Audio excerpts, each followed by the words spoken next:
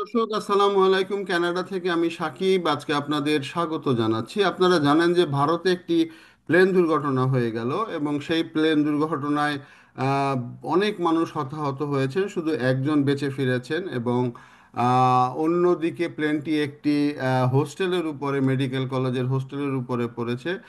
সেখানে অনেকে মারা গিয়েছেন। তো আমরা অত্যন্ত দুঃখের সাথে জানাচ্ছি যে সেই প্লেনটিতে ক্যানেডিয়ান একজন নাগরিক ছিলেন। তার নাম হচ্ছে আহ, আহ, আহ, ক্যানেডিয়ান একজন নাগরিক ছিলেন। তিনি অন্টারিও প্রভিন্সের মিসিসাগার বাসিন্দা ছিলেন। তিনি অন্টারিও প্রভিন্সের মিসিসাগার বাসিন্দা ছিলেন এবং সেই প্লেনে অনেকের সাথেই তার মর্মান্তিক মৃত্যু ঘটে। অনেকের সাথেই তার মর্মান্তিক মৃত্যু ঘটে এবং তার নাম নিরালি সুরেশ কুমার প্যাটেল।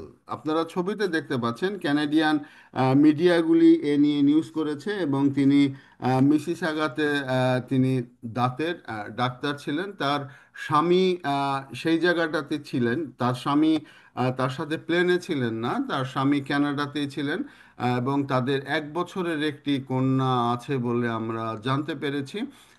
এবং তার স্বামী এখন ভারতের উদ্দেশ্যে আছেন। তো নিরালির মৃত্যু, সেই মৃত্যুটা অবশ্যই কানাডার জন্য বলবো একটি ক্ষতিকর, কারণ কানাডার একজন মেধাবী ডাক্তার হারালো। তার পাশাপাশি আপনারা জানেন যে কানাডাতে প্রচুর পরিমাণে ডাক্তারের সংকট রয়েছে। একজন ডাক্তার হতে কানাডাতে অনেক সময় লাগে। তো এই সময়ের এই একটি ক্রাইসিস মোমেন্টে কানাডার একজন ডাক্তার হারিয়ে যাওয়া কানাডার জন্য ক্ষতিকর। এবং এই প্লেন দুর্ঘটনাটিতে ম্যাক্সিমামই ভারতীয় নাগরিক, তারপরে ব্রিটিশ নাগরিক এবং পর্তুগালের নাগরিকও ছিল। এর পাশাপাশি মাত্র একজন ক্যানেডিয়ান ছিলেন এবং যুক্তরাষ্ট্রের কোনো বা অন্যান্য দেশের কোনো নাগরিকরা সেখানে ছিলেন না। তো নিরালির এই মৃত্যু অবশ্যই আমাদের জন্য দুঃখজনক। তবে আমরা যেটা জানতে পেরেছি যে নিরালির হাজবেন্ড এখন ভারতে পৌঁছিয়েছেন। তো তার শেষকৃত্য হয়তো ভারতেই হবে। তো তার আর কানাডাতে আসা হলো না আবার।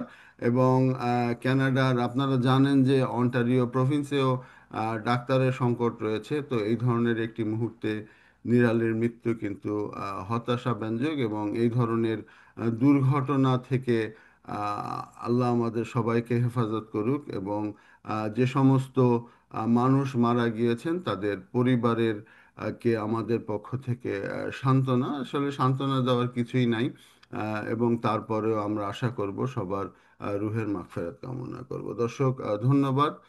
আবারও নিরালির পরিবারের জন্য, নিরালির বাচ্চাটির জন্য, একেবারে ছোট্ট একটি বাচ্চা, যিনি 1 বছরের একটি মেয়ে রেখে এই পৃথিবী ছেড়ে চলে গেলেন। এবং আবারও বলি যে একজন ডেন্টিস্ট হওয়া কানাডার জন্য কিন্তু একটি খুবই কঠিন কাজ, এবং সেই কঠিন কাজটি নিরালি করেছিলেন এবং নিরালি ডাক্তার হয়েছিলেন। তো নিরালি চলে গেলেন আমাদের মাঝ থেকে। দর্শক, ধন্যবাদ। আবারও দেখা হবে নতুন কোনো বিষয় নিয়ে। সে পর্যন্ত ভালো থাকবেন। আসসালামু আলাইকুম।